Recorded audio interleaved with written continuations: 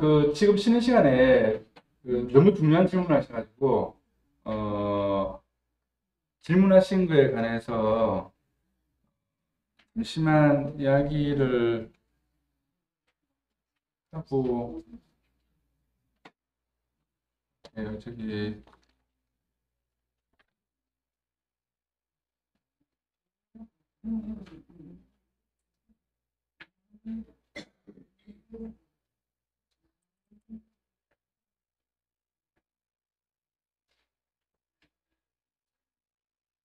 자, 우리 부동산 가계약서 있잖아요. 부동산 가계약서, 가계약금에 관해서, 어, 그, 질문하셔가지고, 잠깐만 말씀드릴게요.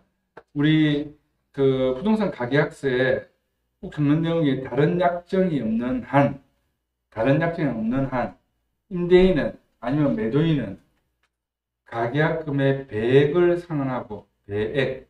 내가 1,000만 원 받았으면 1,000만 원의 2배, 2,000만 원을 주는 거죠. 근데 실제로 손해보는 돈은 얼마죠? 1,000만 원 받은 거 뱉어내면서 1,000만 원 얹어서 주는 거니까 실제로 손해가는 돈은 1,000만 원이죠. 그렇죠? 그 다음에 임차인은 가계약금을 포기하고 1,000만 원 줬으면 1,000만 원 포기하는 거 끝나는 거죠. 그러면 임대인이든 매도인이든 매수인이든 임차인이든 준 만큼, 받은 만큼만 더 손해보는 거죠. 계약을 해지할 수 있고, 계약 체결 후 임대인, 임차인 어느 한쪽이 계약 불이행하는 경우는 가계약금을 위약금으로 본다. 위약금으로 본다. 이 말이 꼭 들어가야 되는 거예요. 이 말이 안 들어가면은, 배액 상환할 필요도 없고, 계약금 송금한 가계약금 포기할 필요도 없다라는 거예요. 근데 우리가 일반적인 모든 계약서에는, 이 내용이, 기본적인 내용이 부동문자로 세팅되어 있거든요. 세팅되어 있는데, 큰 금액건들은 계약서 맨 마지막에 위약금으로 본다. 계약금을 위약금으로 본다. 이 말을 한 번 더 꼭 명시해 주셔야 돼요. 적어도 계약금이 억 단위 이상 넘어간다든지, 100억짜리 같은 계약금 10억이잖아요. 근데 10억을 다 날리고, 근데 포기할게. 이렇게 매수자 포기 안 하고요. 매도자가 계약 깰 때, 이제 10억 받았으니까 10억 더 얹어서 줄게. 이렇게 안 한단 말이에요. 실무상. 그래서 매매 금액이 어느 정도 단위가 있고, 그리고 계약금이 적어도 억 단위 이상 될 때는 계약금을 위약금으로 본다. 이 말을 계약서 맨 마지막에 꼭 적어주세요. 예. 그런데 헷갈리시면 안 되는 게 있어요. 자, 가계약금은 만약 매매라고 치면 매매가 100억이다. 계산하기 좋게 100억이라고 볼게요. 100억이다. 그러면은 계약할 때 계약금 얼마 걸어요? 보통 10% 이상 걸잖아요. 10%. 그럼 계약할 때 10억 걸죠. 계약할 때 10억 걸잖아요. 100억짜리 매매거든요. 그럼 가계약금은 일반적으로 매매 금액의 1% 정도 걸거든요. 1%. 1% 왔다 갔다. 그러니까 본계약할 때 계약금 있죠. 본계약할 때 계약금. 본계약할 때 계약금의 10% 정도를 걸어요. 본계약할 때 계약금의 10% 정도를 가계약금을 건다고요. 그러면 만일에 임대차 보증금이 1억이다. 1억이다. 그럼 계약할 때 1,000만 원 이상 걸죠. 계약할 때 1,000만 원 이상 걸죠. 1,000만 원 이상. 임대 보증금이 1억이면 계약할 때 1,000만 원 이상 걸잖아요. 예. 그런데 이제 주의하실 게, 만일에 제가 오늘 이제 진행했던 손님 중에 하나가 보증금 1,000만 원에 예를 들어서 월세가 150이에요. 그럼 보증금 1,000만 원 포지션이 너무 적죠? 150으로 따지면은 환산보증금으로 하면 1억 5천이죠. 150만 원 곱하기 100 하면. 그럼 보증금 1,000만 원에 환산보증금 토탈하면 1억 6천이죠. 그렇죠? 그러면 이 토탈한 1억 6천에 최소한 보통 한 5% 안팎으로는 계약할 때 그런 게 좋아요.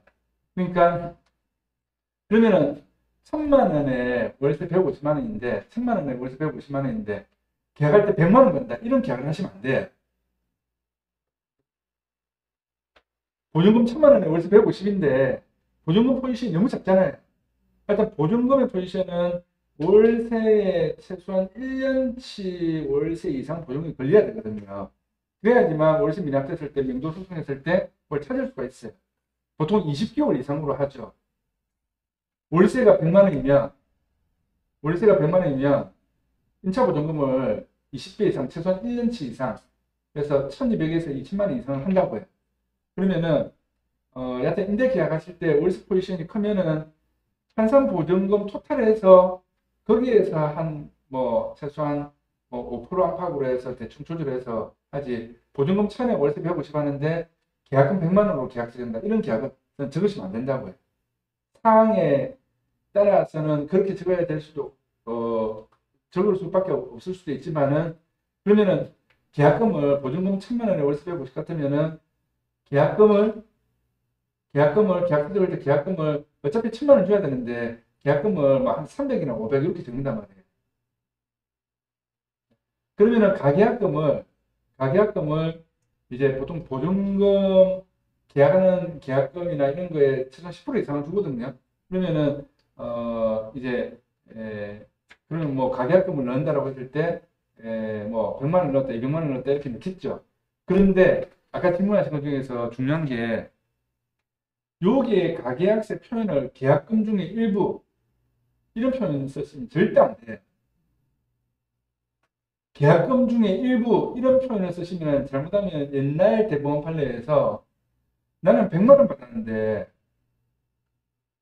계약서에 적는 계약금이 만일에 1000만 원이면 100만 원 받았는데 받은 100만 원 플러스 1000만 원에서 1100만 원 물려줘야 될 수가 있어요.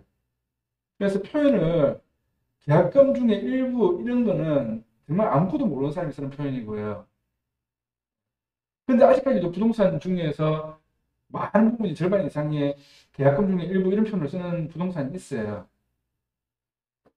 그래서 그냥 가계약금 가짜 계약금이다, 취소이 되는 계약금이다 이런 게 아니고요. 가계약금 대법원 판례로 딱 명시되어 있기 때문에 가계약금이라는 문구를 쓰셔야 되고, 그리고 이제 헷갈리시면 안 되는 게 계약서를 적었잖아요. 계약서.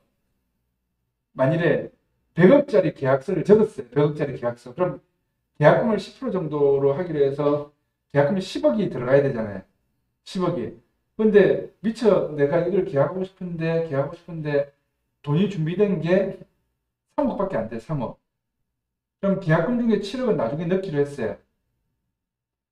자, 다시 100억짜리 계약인데, 매매 계약인데 100억짜리 계약인데 계약금을 10억으로 적었어요. 계약서에.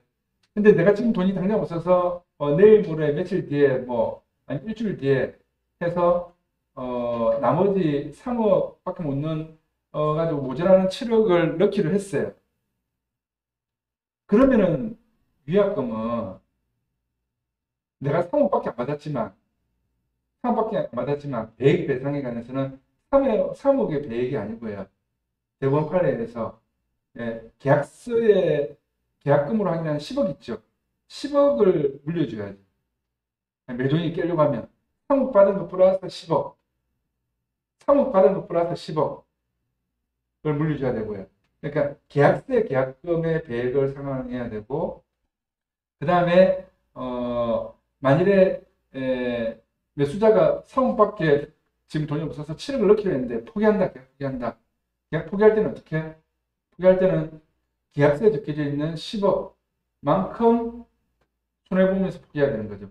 그럼 7억을 더 넣고 계약해야 되는 거예요. 자, 계약서에 적혔는데 계약금 중에 일부를 넣고 다 못 넣었다. 그러면은 계약서에 적혀져 있는 계약금을 위약금으로 하셔야 되고요. 가계약서를 적어서 독립문자 보내서 하게 되면은 계약금 중에 일부 이런 표현 쓰시면 안 되고요. 그러면 그냥 가계약서에 적혀져 있는 송금한 돈 있죠. 송금한 돈. 그 돈이 위약금으로 되는 거예요. 네, 아까 쉬는 시간에 질문하신 건데 굉장히 중요한 내용이라서 실무에서 한 번씩 헷갈리고 많이 쓰이는 거라서 먼저 말씀드렸어요. 1차 계약금, 치료를 2차 계약금 그거는 본인한테 유리하게 하시면 되겠죠. 은행에서 대출 승인받기 위해서 은행에서 대출 승인받기 위해서 필요한 어떤 조건은 매매 금액의 5% 이상, 임대차 보증금이라는 전세 금액의 5% 이상은 계약금으로 들어가야지만 은행 대출 승인이 나요. 그러면 만약 전세가 1억인데 100만 원 넣어놓고 전세금 대출해 주세요라고 서류 넣으면 승인 안 나요. 그럼 5%는 얼마죠? 500만 원. 500만 원 이상은 전세 보증금에 관한 계약금으로 500만 원 이상은 넣은 계약서를 가져가야지만 전세금 대출 승인이 나요. 만일에 매매 대출 승인 나려고 하면 만약에 1억짜리 매매 계약을 하게 되면 보통은 10% 계약금 걸잖아요. 1000만 원. 네. 그런데 최소한 5%, 500만 원 이상은, 그런데 만일에 아까 100억짜리 계약인데 3억 계약했잖아요. 3억. 계약금 넣고 2차 계약금으로 얼마 넣는다라고 했잖아요. 근데 이게 중도금으로는 해당 안 된다라고 청약장에 더 적어줘야 돼요. 중도금으로 해당 안 된다. 중도금으로 해당하는 법에 쓰게 되면 굉장히 복잡해질 수가 있거든요. 그리고 이제 100억짜리 매매 계약인데 3억만 계약금 넣은 걸로 은행 대출 신청하면은 대출은 알아봐 줄 수도 있지만 대출 승인이 안 나요. 승인 5% 이상 들어가야 돼. 계약금. 그래서 내한테 유리하게 그냥 1차 계약금, 2차 계약금 하는데 위약금은 얼마로 하기로 한다라고 특약을 달잖아요. 그러면은 10% 계약금을 다 위약금으로 안 하셔도 돼요. 특약을 달면. 그래서 특약상이 굉장히 중요한 거예요. 그런데 신탁부동산은 아까 우리 본 것처럼 계약서에 아무리 잘 적어놔도 뭐가 우선한다고요? 신탁 원부에 있는 내용이 우선한다. 계약서에 어떤 특약을 듣든 뭘 하든 뭐가 우선한다? 신탁 원부에 있는 조항이 우선. 그러니까 굉장히 중요한 거죠. 신탁 원부에 있는 내용. 그래서 참 마음 같아서는 수업을 몇 개월 더 해드렸으면 좋겠습니다. 프린트물 설명 더 열심히 잘 해드렸으면 좋겠는데 일단은 이 상권 분석 좀 볼게요. 바로 우리 신탁 된 거 뒷페이지 있죠.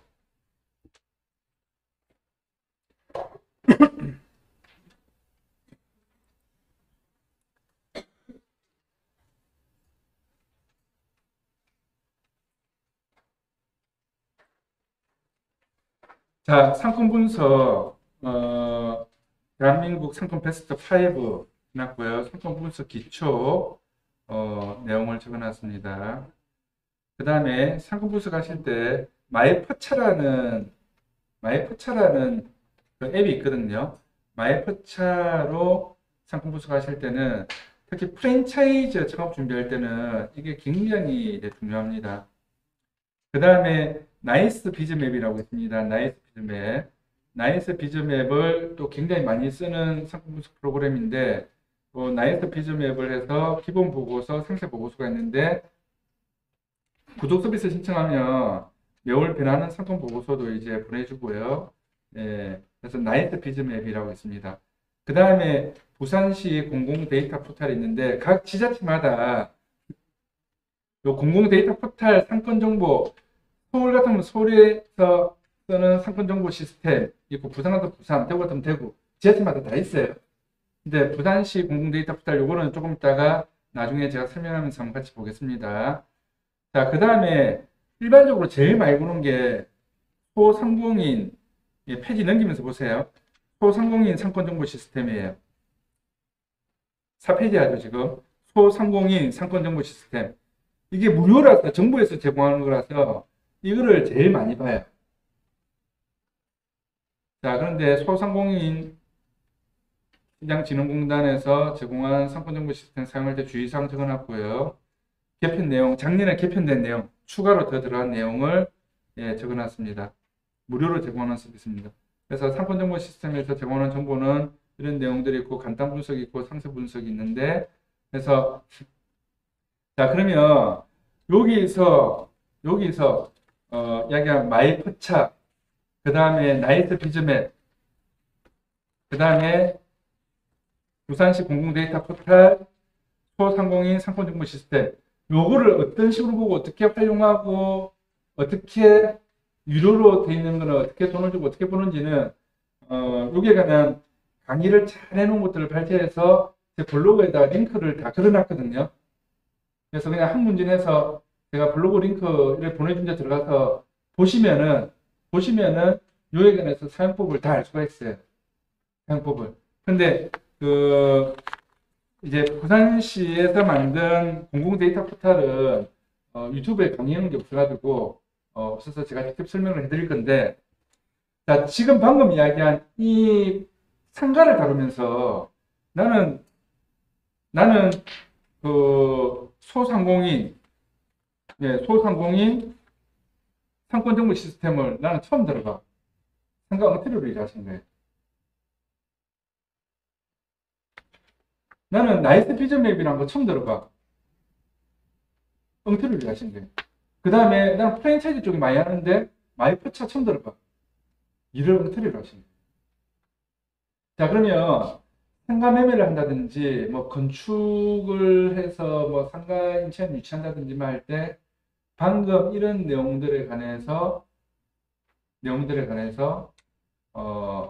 처음 들어봤다. 그럼 이거는 일을 갖다가 정말 뭐 제대로 못 하신 거예요. 나는 권리금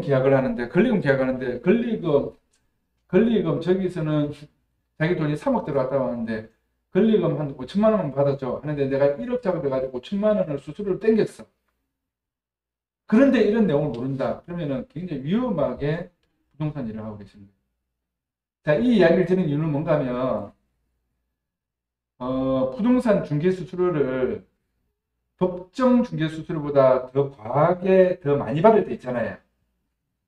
토지든 상가 매매든 상가 입차든 권리금 매매 계약이든 이런 걸 할 때 수수료를 인정받아서 많이 받는 경우 있잖아요.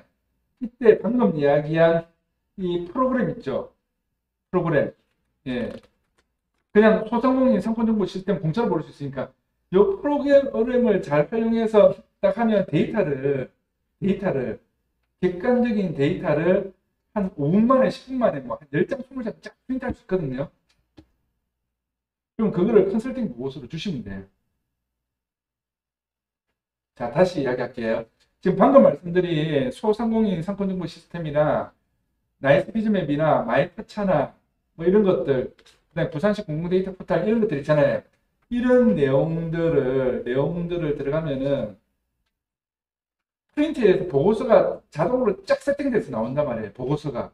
그럼 이 보고서를 가지고 컨설팅 용역 계약할 때 수수료 많이 받을 때 이걸 가지고 보고서를 내가 대충 짜집기 해서 만들어서 아니면 여기에 나오는 그냥 기본 보고서, 상세 보고서 그냥 그대로 쫙 해서 요걸 갖다 주면은 컨설팅 업무를 보신 거예요. 그럼 컨설팅 보고서 제출 해가지고 내용을 주고 컨설팅 용역 수수료에 의해서 수수료를 받는다. 이렇게 하게 되면은 그러면은 다시 중개 수수료, 과다 수수료에 해서 반환 청구 들어왔을 때 피해갈 수 있어요. 굉장히 중요한 내용이에요. 지금 말씀드린 거. 그러면은 그 뭐 주상복합에 뭘 붙는다든지 뭘 한다든지 토지 하는데 뭐 저기 3% 수수료 땡기고 뭐 이런 거 있잖아요.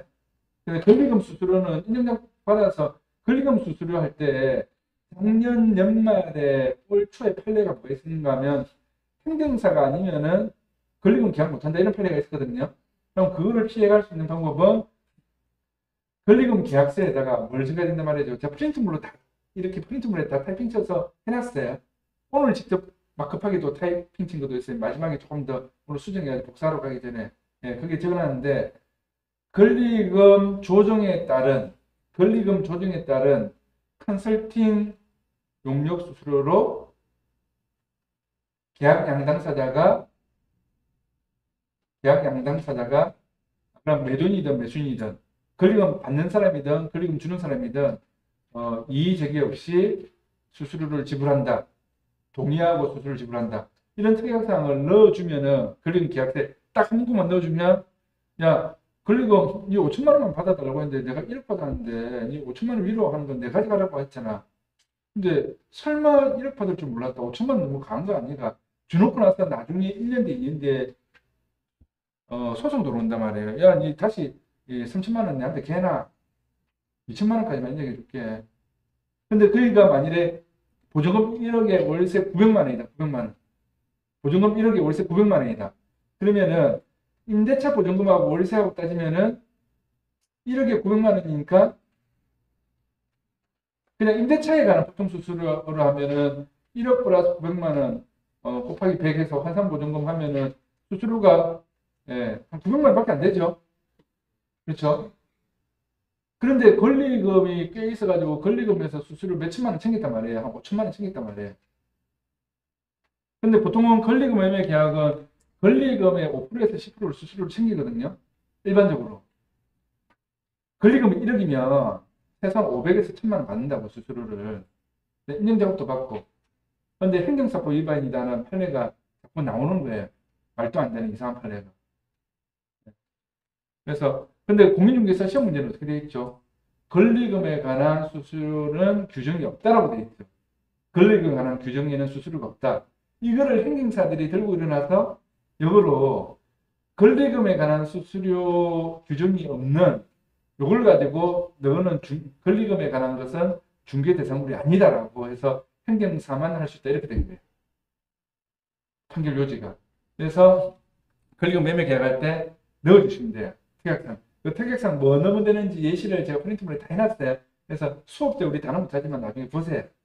보셔가지고 하시고 그리고 이제 권리금 만일에 수수료 많이 받는데 권리금 수수료 많이 받는데 여기에 만일에 누가 음식점이 들어간다 음식점 어떤 고깃집이 들어간다 뭐가 들어간다 근데 권리금을 갖다가 권리금을 저희가 앞에 계약한 것 중에서도 이렇게 계약한 것도 있었어요. 저 사람이 권리금 5천만 원 했어요. 권리금 5천만 원 계약했는데 우리가 권리금 7천만 원 줄게 하고 5천만 원 깨고 7천만 원으로 계약한 그런 것도 있었어요. 고깃집 하나. 남천동에 있는 고깃집인데. 그러면 그 들어가는 사람은 뭐겠어요? 앞에 5천만 원 끼고 내가 2천만 원 더 주면 7천만 원. 7천만 원 줘도 자기가 하려고 하면 2, 3억 들어가는데 시설하고 하려고 하면 그 시설을 내가 그대로 다 쓴단 말이에요. 2, 3억 들어가는데 7천만 원 줘도 괜찮다고 판단하고 앞에 사람보다 돈 더 주고 들어가겠죠. 그런데 그거 할 때 수수료 작업을 좀 양식이 잘했다. 파는 사람한테 2천만 원 더 받아주는데 기본 수수료 플러스 1천만 원 인센티브 주세요. 그래서 들어오는 사람한테도 권리금에 관해서 수수료를 좀 뭐 10% 주세요. 7천만 원, 700만 원. 이거 하려고 하면 이용 넘게 들어가는 거 많이 알지 않습니까? 이 바닥 권리금도 옛날에 억 단위가 넘었습니다. 하면서 수수료를 받잖아요. 근데 월세는 만일에 1억 600이야. 그러면 1000만 원, 2천만 원 받기 어렵죠. 그럴 때 여기에 있는 상권 분석이 프로그램을 써가지고 보고서를 딱 만들어서 컨설팅 용역 계약으로 해서 수수료 지불합니다라고 밑에 보고서 밑에다가 딱 자필 서명만 딱 하나 받으시면 가다 수수료 피해갈 수 있다. 그리고 상가 임대차 할 때는 기본적으로 이 상권 분석 프로그램은 기본적으로 볼 줄 아셔야 되고 항상 활용을 하셔야 돼요. 자, 그러면 여기서 부산시 공공데이터 포털 상권정보 여기 3페이지 펴보세요. 3페이지. 3페이지 펴고 같이 한번 해볼게요. 자, 강의 때 설명을 하려고 강의하려고 해놓은 지금 이렇게 드리는 거는 지금 이만큼 있는데 앞에 화면 보시면 이제 화면 보셔야 돼요. 화면 보시면서 요만큼 있는데 정말 다음에는 2달짜리 강의는 안 해야 되겠어요. 영하면 최소한 3개월, 4개월은 해야 될 것 같아요. 아니면 딱 체험만 하자고 그냥 끝내버려야 될 것 같습니다. 그래도 프린트물은 들었으니까 꼭 활용 잘 하시기 바랍니다. 그러면 그냥 네이버를 들어가서 자, 프린트물 보시면서 같이 보세요. 프린트물 보면 뭐라고 되어 있어요? 요 3페이지에 부산시 공공데이터 포털로 검색하는 거. 그럼 여기 검색어에 넣으시면 되죠. 부산시 공공데이터 포털 이렇게 하면은 요게 바로 딱 뜬단 말이에요. 이렇게 딱 하면은 요게 떠요. 부산 공공데이터 포털. 그럼 대구는 대구, 광주는 광주, 서울은 서울 이런 게 지자체마다 있어요. 그럼 간에서 찾으시면 돼요. 그럼 서울 같은 경우는 어느 정도 잘 되는가 하면 서울에서 넘버 5 뜨는 상권. 여기 장사 무조건 대박 터지는 상권. 여기는 들어가면 안 되는 상권. 이런 것까지 분석해가지고 메인에다가 딱 올려놨어요. 상가, 임차 들어가는 사람, 프랜차이즈 사업하는 사람, 뭐 상가 매매하는 사람들, 이런 거 보기 위해서. 그러니까 이런 식으로 아까 팝업창에 서울에서 넘버 5 안에 들어가는 상권. 그래서 아예 팝업창이 뜬다고, 팝업창이. 그럼 얼마나 좋아요. 근데 그걸 모르고 상가를 다룬다고 완전히 일을 엉터리로 한 거야. 매매든 임대든 아니면 내가 뭘 차리든. 그러면은, 자, 여기서, 자, 제가 프린팅물에 뭐라고 했는가 하면 검색하면 이렇게 나오죠. 검색한 후에 공공 데이터 지도를 클릭하여 공공 데이터 지도가 어디 있죠? 여기 있죠. 자, 이거는 지금 컴퓨터로 보는 건데 폰으로 보는 것도 거의 비슷해요. 핸드폰으로도 볼 수 있어요. 근데 지금은 폰 보지 마시고요. 앞에 화면만 보세요. 그럼 공공 데이터 지도를 클릭해서 이걸 클릭합니다. 클릭을 하면은 제가 프린팅물에 하는 방법 하나 설명해놨어요. 이 설명해놓은 거, 타이핑 쳐놓은 거 지금 읽어드리는 거예요. 공공 데이터 지도 클릭했죠. 해가지고 다시 상권 정보를 다시 클릭합니다. 이 상권 정보, 예, 요거를 다시 클릭해서 상권 정보를 클릭을 하면은 요 왼쪽에 이런 내용이 나오죠. 그러면은 여기에 골목 상권이 뭔지, 자, 골목 상권을 체크하면은 골목 상권의 표시가 쫙 나오죠. 여기 색깔로 표시 나오죠. 색깔로. 예. 그 다음에 발달 상권을 체크하면은 발달 상권이 이렇게 표시돼서 나와요. 발달 상권. 그러면 우리나라의 발달 상권을 국가공기관에서 발달 상권이 어디다라고 딱 해놨어요. 그럼 발달 상권은 뭔가 하면 쉽게 생각하면은 상권이 굉장히 뛰어난 지역. 상권이 우리나라에서 뛰어난 지역을 이렇게 딱 지정을 해놨어요. 그럼 그거를 모르고 상가 계약을 하시면 매매를 한다든지 임대차 계약하시면 안 되는 거예요. 물건 개발할 때도 그렇고.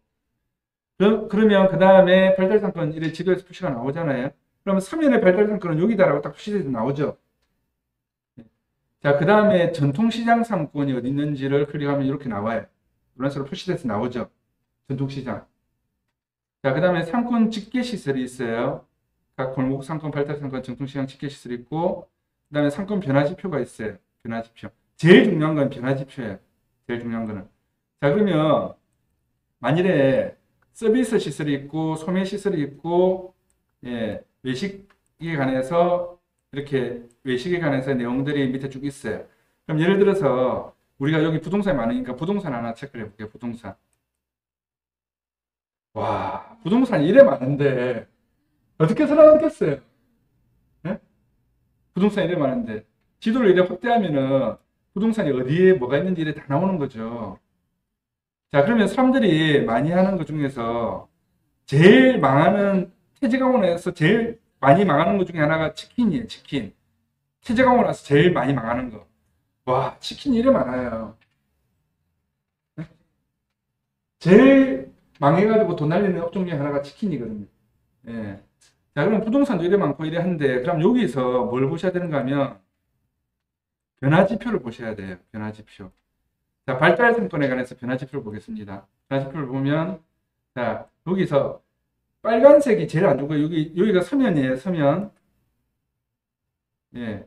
여기가 서면 로타리예요. 서면 로타리. 빨간색이 제일 안 좋은 거예요. 빨간색은 뭔가 하면, 폐업률이 제일 많은 거. 폐업률이 제일 많고, 폐업에서 공실이 제일 많은 거. 그러면, 만일에 남포동을 가요. 남포동. 남포동 가면 온 저실에 다 빨개요. 예. 여기 남포동 있죠? 예. 여기 지금 남포동 있죠? 남포동. 예. 남포동 쪽에 여기 자갈지역이잖아요. 예? 그러면 물건을 개발하려고 하면 여기 그냥 한 바퀴만 돌면 임대 물건은 한 3, 400개 바로 건져와요. 하루 만에. 플랜카드만 봐도. 그럼 빨간색은 뭐라고요? 장사 안 되는 곳이다. 다 망해서 나가는 곳이에요. 망해서. 빨간색은. 자, 그러면은 여기도 보니까 빨간색이죠. 여기 노란색이죠. 노란색 좋은 거예요. 예. 자, 그러면 다시 서면으로 이렇게 갈게요. 서면만 딱 비교해서 보면은, 서면을 비교해서 보면은, 자, 여기에, 서면에, 여기, 영광도수 있는 이 근처 있죠. 이 근처. 다 빨간색이죠. 장사 안 되고 폐업 많고 기업 안 해, 기업. 다 공실이에요, 공실. 그럼 서울의 명동, 코로나 왔을 때 서울의 명동 쪽 가면 다 빨간색이에요. 자, 그러면 노란색은, 자, 매수할 때는 뭘 사야 되는가 하면 노란색이 있는 상가 건물을 사야 돼요. 자, 내가 장사로 들어갈 때도 돈을 적게 주고 들어가려고 하면 노란색 있는 걸 들어가야 돼, 인차를 할 때. 근데 나는 권리금 많이 주더라도 처음부터 그냥 확실한 데 들어가고 싶어. 확실한 데. 예. 그러면은 초록색은 다이내믹 상권이에요. 그러니까 여기가 어디예요? 태아백화점, 태아쇼핑 있고, 점포 카페 거리 있고, 한 거기죠. 여기는 막 공실도 없고, 폐업도 안 하고, 한 번 오픈하면 5년, 10년 있고 이런데. 그럼 여기는 들어가면 웬만하면 장사가 다 되는데, 가격이 어떻다? 최고 꼭지 줍니다. 권리금도 최고 꼭지 좀 줘야 되고, 매매도 최고 꼭지 좀 줘야 돼요. 그러면 내가 장사할 실력이 좀 있고 하면은, 노란색은 성장하는 상권이거든요. 성장하는 상권. 근데 요 밑에 가면 주황색이 있어요. 주황색. 예. 주황색은, 요 주황색 있죠. 주황색은 점점 축소되는 거예요. 점점 축소돼서 어떻게 되는 거죠? 빨간색으로 되는 거죠. 자, 그러면은, 내가 건물을 살 때, 여기 초록색은 가게 꼭지점인데, 노란색은 가게 꼭지점이 아니에요. 지금 성장하면서 점점, 그럼 내가 사놓고 한 3년 뒤에 팔았다. 3년 뒤에. 그러면 가격 막 더블로 파는 거예요. 내가 20억짜리를 사서 10억 돈 들어갔는데 대출 받아가지고 한 10억 더 띄어 30억 팔고 이렇게 할 수 있는 데가 노란색 성장 상품. 그러면 내가 처음에 들어갈 때 권리금 5천만 원 줬는데 권리금 5천만 원 줬는데 나올 때 권리금 막 한 2억 받고 나오는 그런데 예를 들어서 부흥대학교 앞에 노란색이 어딘가 하면 강릉해수욕장 이런 데 있죠. 여기 노란색이었다. 강릉해수욕장 성장하는 상품. 부경대학교 앞에 보면 떡볶이집이 하나 있는데 신불떡볶이, 신전떡볶이가 있는데 자기 들어갈 때 권리금 5천만 원 줬거든요. 성장하는 상품에 대해서 나올 때 권리금 2억 받고 나왔어요. 들어갈 때 5천만 원 줬는데 나올 때 2억 받고 나왔다고요. 그 떡볶이집이 한 12병밖에 안 되는데. 그러면 자, 살 때는 뭘 사야 되겠어요? 성장하는 상품을 노란색을 사서 3, 4년 뒤에 파는 거예요. 권리금 주고 들어갈 때도 어떻게 성장하는 데 들어가서 근데 나는 정말 산골짜기도 맛있는 게 있으면 오잖아요, 사람들이. 산골짜기에도 맛있는 게 있으면 찾아오죠. 제가 잘 가는 대죽밥 중에 하나가, 제가 그 바로 앞에 원룸 건물을 팔았는데, 밀락동에 보면, 자매국밥이라고 있어요. 자매국밥이라고, 약간 얼큰하게, 우리나라 국밥 대회 나가서 전국에서 1등 했어요. 가족문제가 몇십 년 했거든요. 아들이 물려받았어요. 사람들 아무도 안 다녀요, 사람들. 그 바로 앞에 있는 운동 건물을 이제 매매를 제가 운동 건물 잘 안 팔리는데 매매를 시켰거든요. 그런데 운동 건물 매매하면서 그 집을 알았어요. 아니, 사람들이 줄을 한 시간씩 서서 국밥을 먹는 거예요, 국밥을. 네. 근데 사람들이 아무도 안 다니는데도 밥 먹으러 온단 말이에요. 왜? 뭐, 그냥 블로그나 네이버나 뭐 이런 거 뭐, 인스타나 뭐 이런 거 보고 오는 거죠.